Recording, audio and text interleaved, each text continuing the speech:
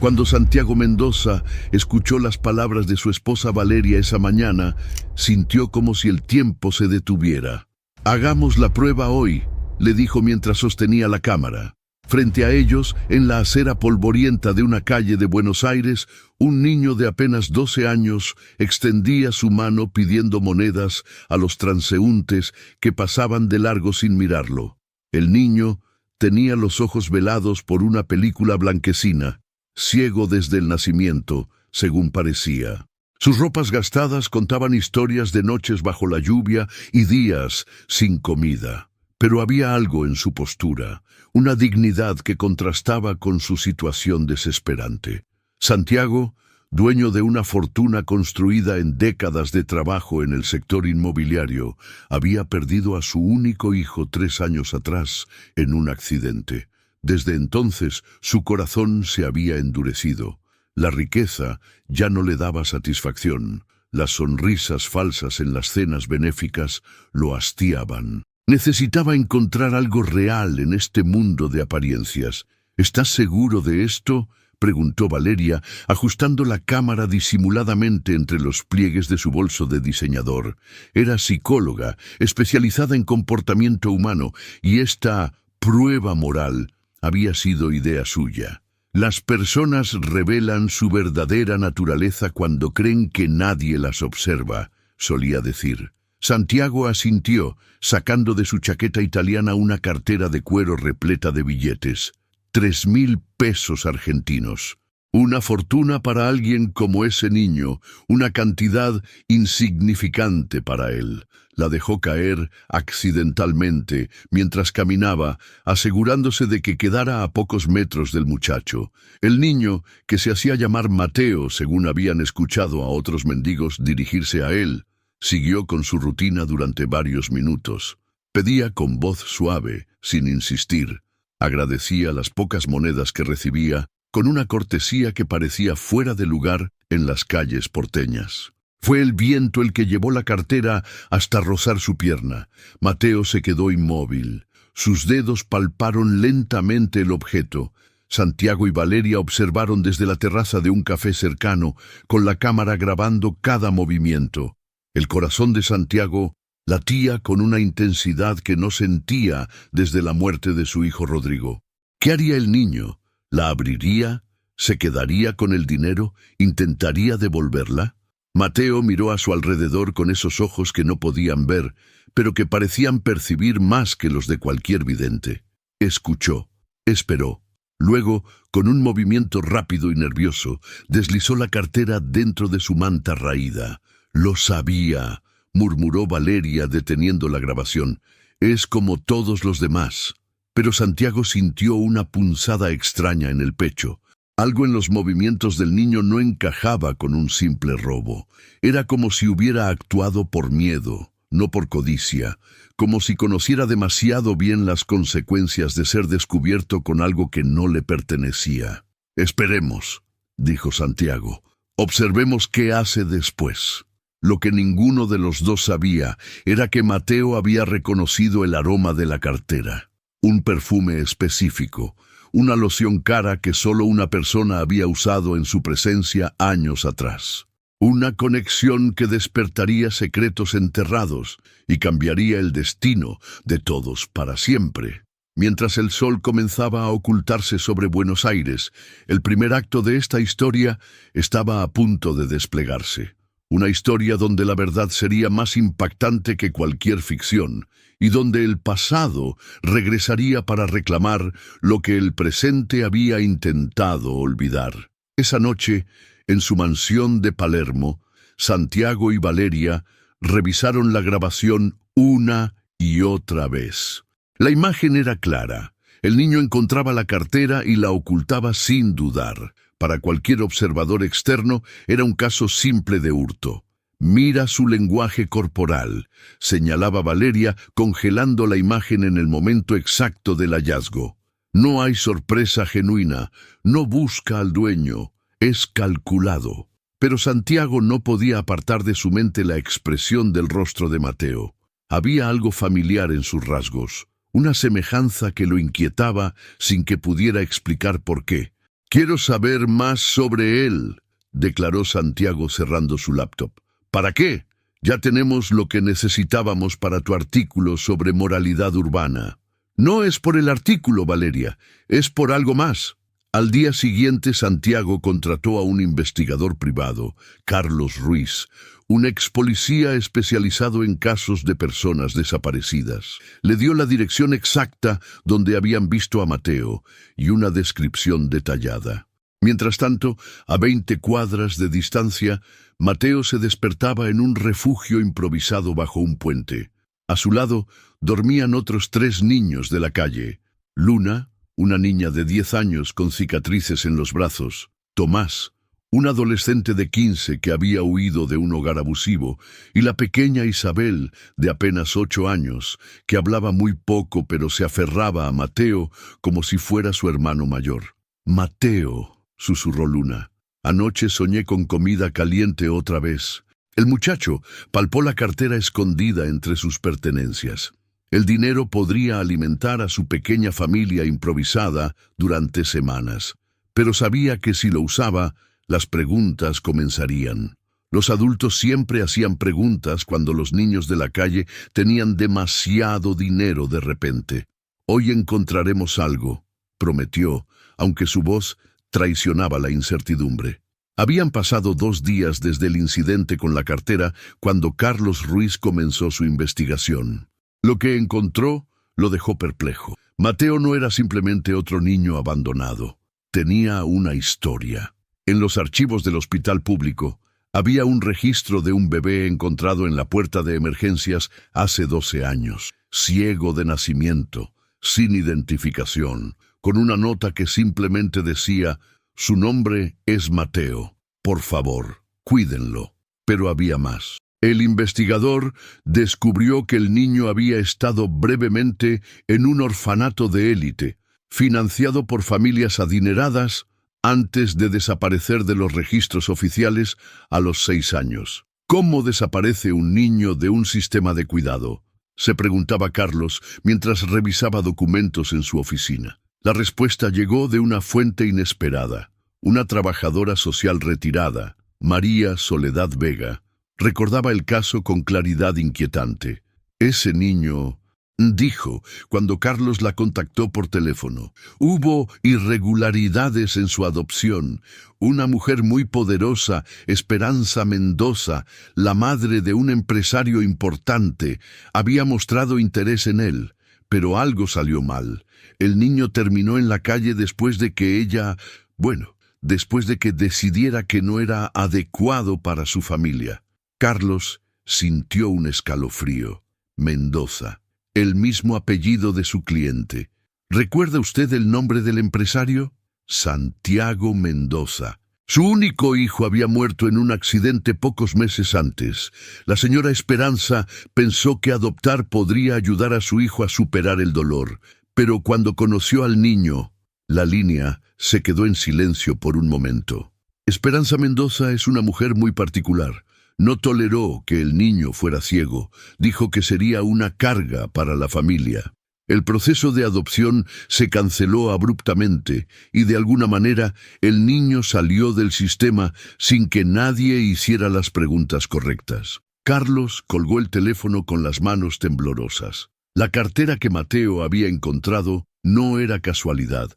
El destino había puesto al niño que la familia Mendoza había rechazado directamente en el camino de Santiago. Santiago leyó el informe de Carlos 3 veces antes de que las palabras cobraran sentido completo. Su madre, Esperanza, había conocido a Mateo años atrás. El niño que había robado su cartera era el mismo que su familia había abandonado cuando más lo necesitaba. «Es imposible», murmuró Valeria cuando Santiago le mostró los documentos. «Las coincidencias así no existen». ¿Coincidencias? Santiago se levantó bruscamente de su sillón de cuero. «Mi madre conoció a ese niño. Intentó adoptarlo y luego lo descartó como si fuera un objeto defectuoso. Y ahora él está viviendo en la calle, a kilómetros de nuestra casa». La revelación lo golpeó como una bofetada. Durante años había culpado al destino por la muerte de su hijo Rodrigo. había maldecido la injusticia del universo. Pero aquí estaba la prueba de que su propia familia había contribuido a la injusticia que tanto lo indignaba. «Necesito hablar con mi madre», declaró. Esperanza Mendoza vivía en una mansión aún más grande que la de su hijo, en el exclusivo barrio de Recoleta. A los 75 años, conservaba la elegancia férrea que había usado para escalar socialmente desde sus orígenes humildes hasta convertirse en la matriarca de una de las familias más respetadas de Buenos Aires. Santiago, querido, lo recibió en su salón principal, decorado con antigüedades europeas y retratos familiares. «¿A qué debo esta visita tan temprano? Necesito que me hables de Mateo». El rostro de Esperanza se endureció imperceptiblemente. Era un cambio sutil, pero Santiago lo conocía bien. Su madre siempre había sido una actriz consumada. «No sé de qué me hablas». «El niño ciego que conociste después de la muerte de Rodrigo, el que consideraste adoptar». Esperanza se dirigió hacia la ventana, dándole la espalda a su hijo. El silencio se extendió entre ellos como una herida abierta. «Eso fue hace mucho tiempo», dijo finalmente. «Fue un error considerar siquiera la adopción en ese momento. Estábamos destrozados por la pérdida de Rodrigo. No pensábamos con claridad». «¿Un error? ¿O era un niño que no cumplía con tus estándares?» Esperanza se volvió hacia él con esos ojos grises que habían intimidado a socios comerciales y rivales sociales durante décadas. Ese niño tenía problemas que iban más allá de su ceguera, Santiago. Problemas psicológicos, traumas. No era adecuado para nuestra familia. Hice lo correcto al cancelar el proceso». «¿Lo correcto? Está viviendo en la calle». «Eso no es culpa mía. El sistema de cuidado infantil tiene sus fallas». Santiago sintió una ira que no había experimentado desde la muerte de su hijo. «¿Qué problemas tenía, madre? ¿Qué traumas?» Esperanza dudó. Por primera vez en la conversación parecía genuinamente incómoda. Había documentos, un diario que encontraron con él cuando era bebé, cosas perturbadoras sobre su origen, nombres de personas involucradas en situaciones complicadas. ¿Qué tipo de situaciones? «Santiago, esto pasó hace años. ¿Por qué estás removiendo el pasado? Porque ese niño acaba de encontrar mi cartera en la calle. Porque el universo me está dando una segunda oportunidad de hacer lo correcto, y necesito saber toda la verdad». El rostro de Esperanza palideció. «¿Tu cartera? ¿Lo viste? ¿Hablaste con él?» «Todavía no, pero pienso hacerlo». Esperanza caminó hacia su escritorio de caoba y sacó una llave dorada de un cajón privado. Abrió un cofre pequeño del que extrajo un sobre amarillento. «Esto estaba con él cuando lo encontraron de bebé», dijo, extendiendo el sobre hacia Santiago. «Léelo, y después decidirás si realmente quieres involucrarte en su vida». Santiago tomó el sobre con manos temblorosas. Dentro había páginas escritas a mano, en una caligrafía femenina y desesperada. La primera línea lo dejó sin aliento. «Si algo me pasa, sepan que Santiago Mendoza es el padre de este niño. Esperanza Mendoza pagó para que yo desapareciera cuando estaba embarazada, pero no pudo silenciarme para siempre». El mundo de Santiago se tambaleó. El niño de la calle no era un extraño, era su hijo. Las páginas temblaron entre las manos de Santiago mientras leía la confesión completa. La letra pertenecía a Carmen Elizalde, una joven empleada doméstica que había trabajado en la casa familiar cuando Santiago tenía 25 años, recién graduado y ya prometido con Valeria. «Esperanza me amenazó cuando descubrió mi embarazo», continuaba la carta. «Me ofreció dinero para abortar, pero cuando me negué, me despidió y me prohibió contactar a Santiago. Me mudé a otra ciudad, pero ella me siguió. Me pagó para mantenerme callada, para criar al bebé lejos de la familia. Cuando nació y descubrimos que era ciego, Esperanza dijo que era el castigo de Dios por mi pecado». Santiago levantó la vista hacia su madre, que permanecía de pie junto a la ventana con la rigidez de una estatua. «¿Es verdad?», preguntó con voz ronca. Carmen era una muchacha problemática, respondió Esperanza sin volverse. Intentó chantajearnos, mentía constantemente. ¿Es verdad que es mi hijo? El silencio que siguió fue respuesta suficiente. Cuando Carmen murió en ese accidente de tránsito, continuó leyendo Santiago, supe que Esperanza había organizado todo. El niño quedó huérfano, y ella se aseguró de que llegara al orfanato sin documentos que lo conectaran con la familia. Pero guardé copias de todo, los pagos bancarios, las amenazas, las fotos de Santiago con Carmen antes de que ella desapareciera. La habitación giraba alrededor de Santiago. Rodrigo, el hijo que había llorado durante años, no había sido su único hijo. Mateo, el niño ciego que vivía en las calles de Buenos Aires, era su primogénito. Y había estado ahí todo el tiempo, a kilómetros de distancia, sufriendo mientras Santiago construía monumentos al hijo que había perdido. ¿Dónde están esas pruebas?, preguntó Santiago, terminando de leer. Carmen las escondió en algún lugar antes de morir, admitió Esperanza, volviéndose finalmente hacia él. Pasé años buscándolas, nunca las encontré. ¿Y nunca pensaste en decirme la verdad? ¿Para qué?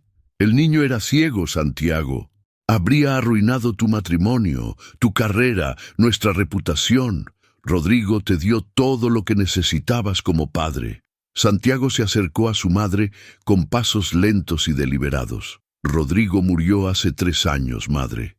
Y durante todo ese tiempo, mi otro hijo estaba creciendo en la calle, sin familia, sin amor, sin nada. ¿Cómo pudiste? Hice lo que creí mejor para todos, o para ti. En ese momento, Santiago comprendió que su madre no era la mujer elegante y respetable que la sociedad admiraba. Era una manipuladora que había destruido vidas para proteger su imagen. «Voy a buscarlo», declaró Santiago, dirigiéndose hacia la puerta. «Santiago, espera», lo detuvo Esperanza. «Ese niño ha vivido en la calle durante años. No sabes en qué se ha convertido. Podría ser peligroso. Es mi hijo. Ni siquiera sabemos si la carta es verdadera. Carmen pudo haber mentido sobre la paternidad». Santiago se detuvo en el umbral. «Entonces haremos una prueba de ADN. Pero primero voy a conocerlo, a hablar con él, a pedirle perdón por todos estos años perdidos. Si haces esto público, destruirás nuestra familia. Nuestra familia ya está destruida, madre. Lo ha estado desde el momento en que decidiste jugar a ser Dios con la vida de un bebé inocente». Santiago salió de la mansión de su madre con una determinación que no había sentido en años. Pero no sabía que Esperanza ya estaba marcando un número en su teléfono celular. «Carlos», dijo cuando contestaron, «es Esperanza Mendoza. Necesito que encuentres a alguien y necesito que lo hagas desaparecer». A kilómetros de distancia, Mateo se despertaba de una pesadilla donde voces familiares lo llamaban por un nombre que no recordaba. No sabía que su vida estaba a punto de cambiar para siempre, o que el peligro se acercaba más rápido de lo que podría imaginar. Mateo presintió el peligro antes de verlo. En sus años en la calle había desarrollado un sexto sentido para detectar amenazas. Esa mañana, mientras él y los otros niños desayunaban pan duro compartido, escuchó pasos diferentes acercándose a su refugio bajo el puente. «Niños», murmuró a Luna, «Tomás e Isabel, váyanse, ahora». «¿Qué pasa?», susurró Luna. «Problemas». Los otros se desvanecieron entre las sombras con la agilidad que solo los niños de la calle poseen. Mateo se quedó, fingiendo dormir mientras los pasos se acercaban. «Ahí está», dijo una voz masculina áspera, «el niño ciego». «¿Estás seguro de que es él?», preguntó otra voz. «La descripción coincide. 12 años, ciego, vive bajo este puente». Mateo reconoció el tipo de conversación. Eran hombres a los que habían pagado para hacer un trabajo sucio. Había escuchado conversaciones similares antes, cuando otros niños desaparecían de las calles sin explicación. Lentamente, palpó la cartera que seguía escondida entre sus pertenencias. Por alguna razón, esos hombres estaban conectados con ella. El miedo le heló la sangre, pero también despertó algo más profundo, una determinación férrea de proteger a su familia improvisada. ¿Qué hacemos con él?, preguntó el segundo hombre. Las órdenes son claras: llevarlo lejos de la ciudad, muy lejos. Mateo conocía el código. Lejos de la ciudad significaba que nunca regresaría. En ese momento crítico, tomó la decisión más valiente de su corta vida. En lugar de huir, se incorporó lentamente y miró directamente hacia los hombres. «Sé por qué están aquí», dijo con una voz más firme de la que se había escuchado jamás.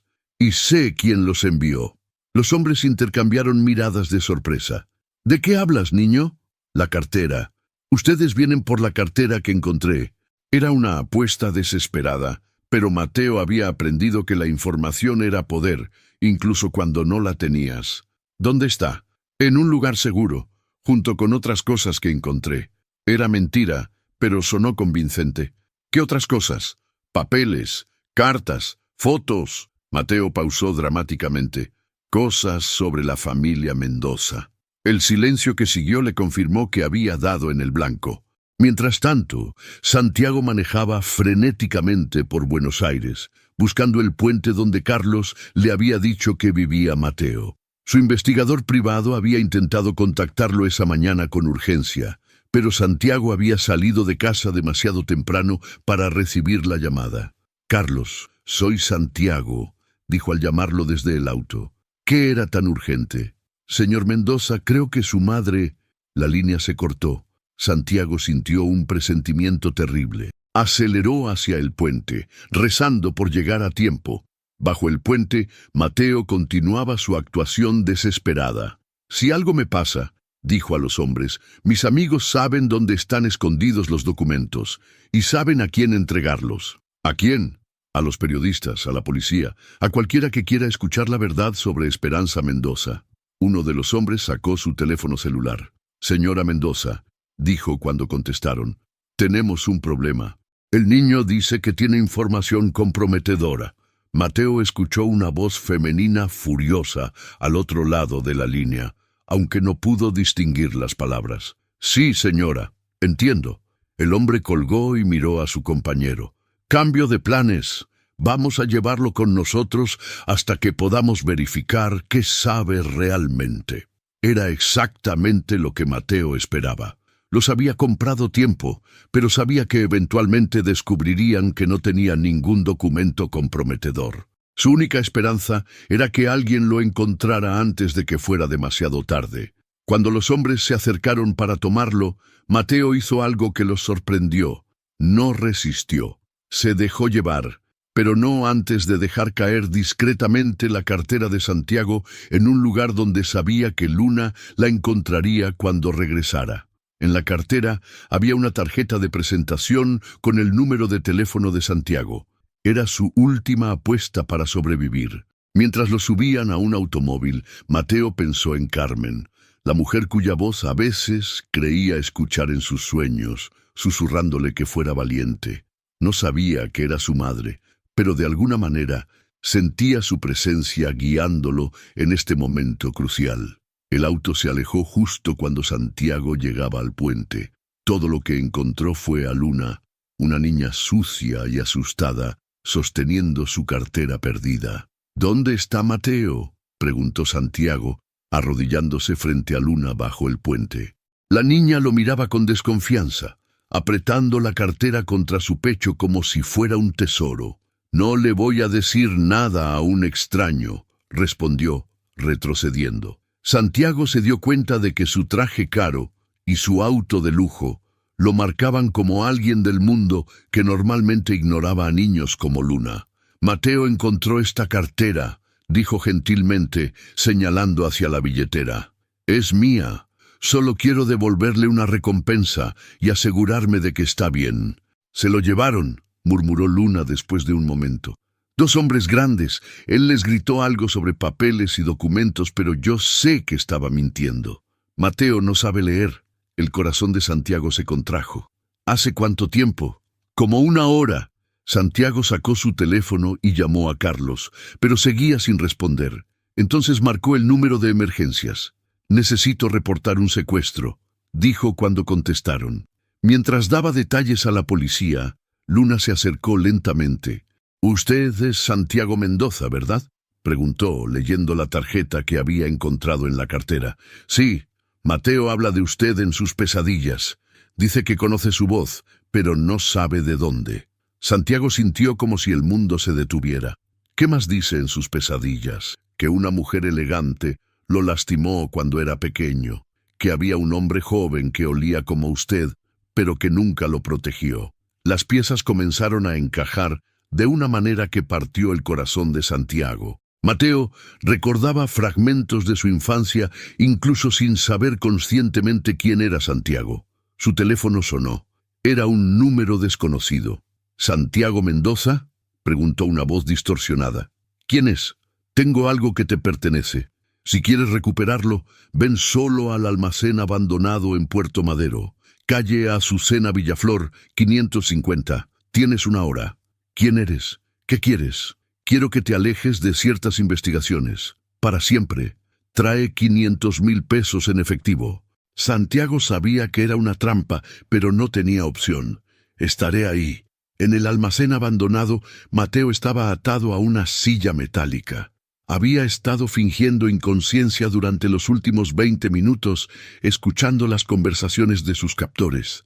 Ahora sabía que uno se llamaba Roberto y el otro Marcelo, que trabajaban para Esperanza Mendoza desde hacía años, y que esta no era la primera vez que hacían desaparecer problemas para ella. «¿Cuántos más han sido?», preguntó Roberto, limpiando una pistola. «A lo largo de los años, como 10, tal vez 12, respondió Marcelo. «Empleadas que sabían demasiado, investigadores curiosos, ese abogado que quería auditar las cuentas de la Fundación Benéfica». Mateo sintió náuseas. Esperanza Mendoza era una asesina serial que había estado operando durante décadas. ¿Y el niño? La señora fue clara. Después de que su hijo pague, el niño desaparece para siempre. Es una lástima. Es solo un crío que sabe demasiado. En ese momento, Mateo escuchó pasos acercándose al almacén. Su corazón comenzó a latir violentamente. Santiago había venido, tal como los secuestradores esperaban. «¿Trajiste el dinero?», gritó Roberto cuando Santiago entró al almacén. «Está en el auto. Déjame ver al niño primero». Cuando Santiago vio a Mateo atado y con una venda sobre los ojos, sintió una furia asesina que nunca había experimentado. Este niño frágil y valiente era su hijo. El hijo que había perdido sin saberlo durante 12 años. «Está bien, niño», gritó Santiago. «Vine por ti». Mateo levantó la cabeza hacia la voz. Algo en su interior se agitó. Un reconocimiento profundo que iba más allá de la memoria consciente. «Papá», susurró, tan bajo que solo él pudo escucharlo. Pero Santiago lo había escuchado. Y en ese momento supo que haría cualquier cosa, incluso sacrificar su propia vida, para salvar a su hijo. «¡Trae el dinero!», ordenó Roberto, «o el niño muere ahora mismo». Santiago levantó las manos en señal de rendición, pero había marcado discretamente el número de emergencias en su teléfono. La policía estaba escuchando todo. Lo que no sabía era que Esperanza también había llegado al almacén y que tenía sus propios planes para asegurar que tanto Santiago como Mateo desaparecieran para siempre. El sonido de tacones elegantes resonó en el almacén abandonado como el tic-tac de un reloj de muerte. Esperanza Mendoza emergió de las sombras, impecablemente vestida incluso en este lugar sórdido, sosteniendo una pistola con la confianza de quien la había usado antes. «Hola, Santiago», dijo con voz serena. «Veo que decidiste no escuchar mis consejos». «Madre». Santiago sintió que su mundo se desmoronaba completamente. «Tú organizaste esto». «Organicé una solución a un problema que tú creaste al remover el pasado». Mateo, desde su silla, escuchaba la conversación con el corazón desbocado. La voz de esa mujer despertaba en él recuerdos terribles, gritos, amenazas, el frío de ser abandonado. «¿Por qué?», preguntó Santiago. «Es tu nieto. Es el bastardo ciego de una empleada doméstica».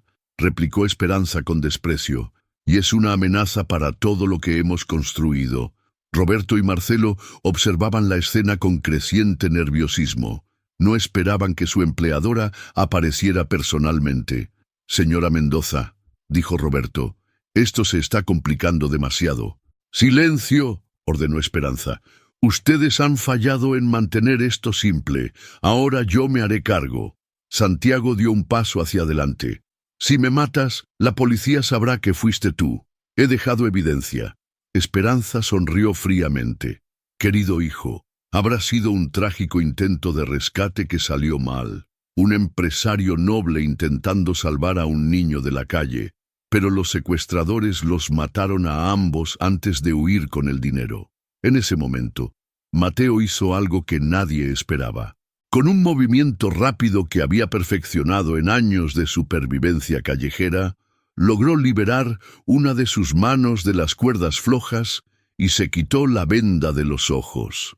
«Abuela», dijo, mirando directamente hacia Esperanza con esos ojos blanquecinos que no podían ver, pero que parecían penetrar hasta su alma.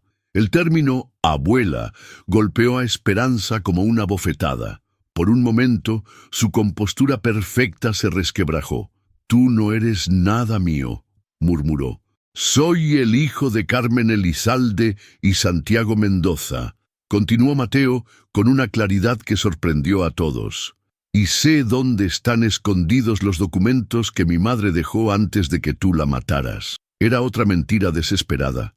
Pero Mateo había aprendido a leer a las personas a través de sus voces, sus respiraciones, sus silencios, y sabía que había dado en el blanco cuando escuchó el casi imperceptible jadeo de Esperanza. «Carmen murió en un accidente», dijo Esperanza, pero su voz ya no sonaba segura.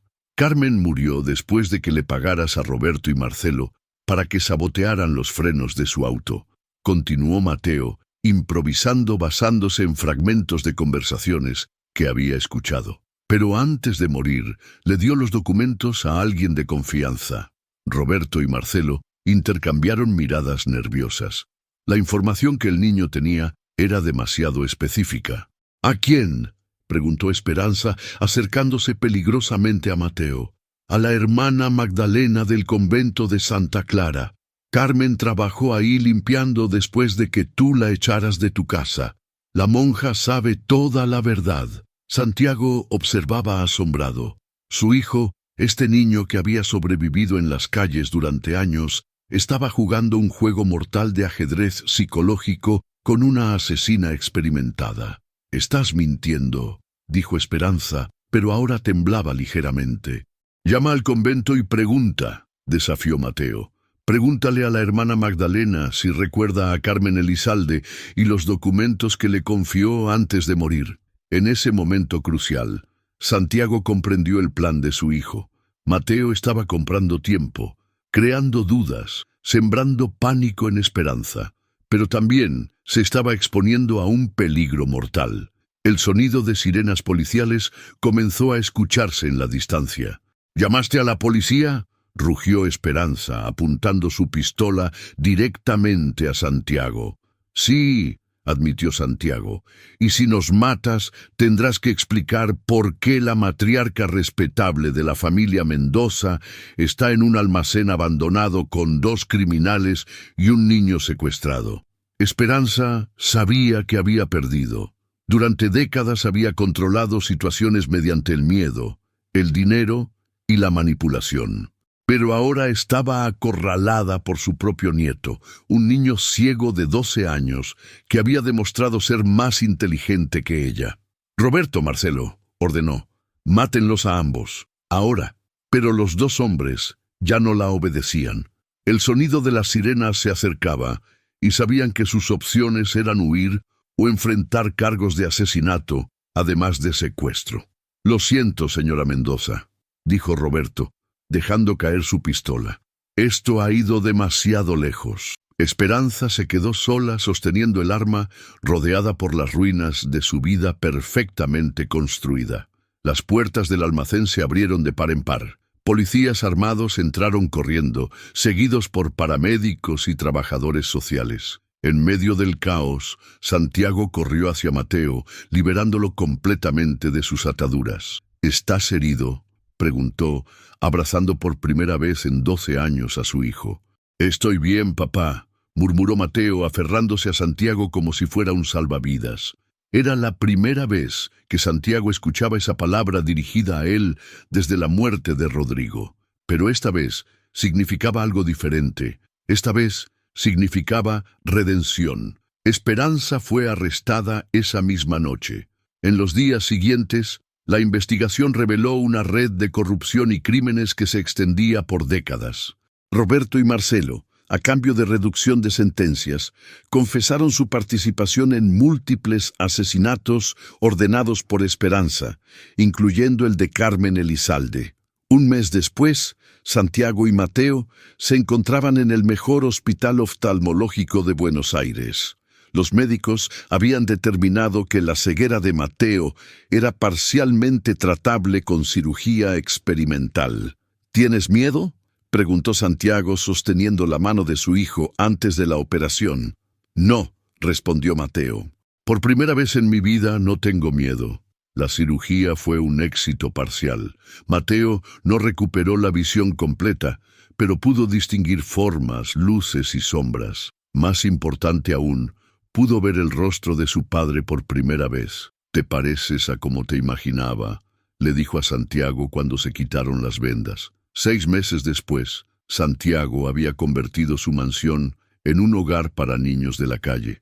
Luna, Tomás e Isabel fueron los primeros en ser adoptados oficialmente. La Fundación Carmen Elizalde, establecida en memoria de la madre de Mateo, proporcionaba educación, atención médica y hogar a cientos de niños vulnerables en toda Argentina.